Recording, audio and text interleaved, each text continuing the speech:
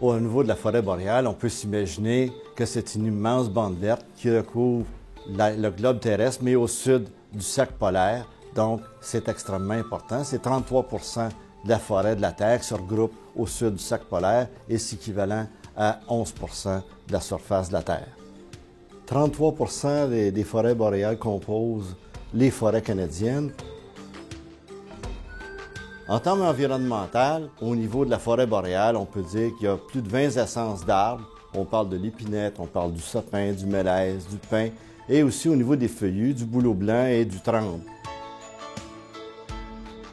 La forêt boréale est très importante dans les cycles écologiques planétaires puisqu'elle effectue un effet d'atténuation des grands changements climatiques et 70 de la forêt boréale est intacte au point de vue écologique.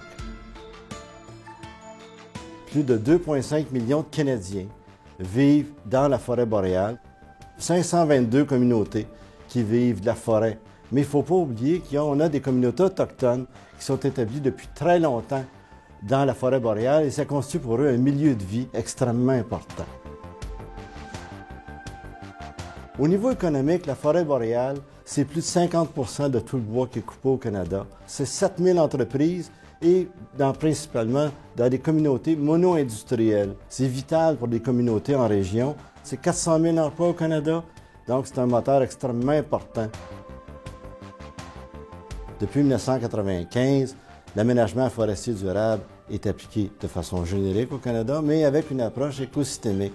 Donc, ce qu'on cherche à faire, c'est d'émuler les cycles naturels pré-industriels en considérant à la fois la récolte et les pertes naturelles pour s'assurer que le total des deux, on perd moins de bois que dans la période pré-industrielle où on n'avait pas de moyens de protection. Puisqu'on a de meilleures connaissances et qu'on a des outils de recherche, c'est de s'en aller vers l'aménagement forestier durable avec une approche écosystémique.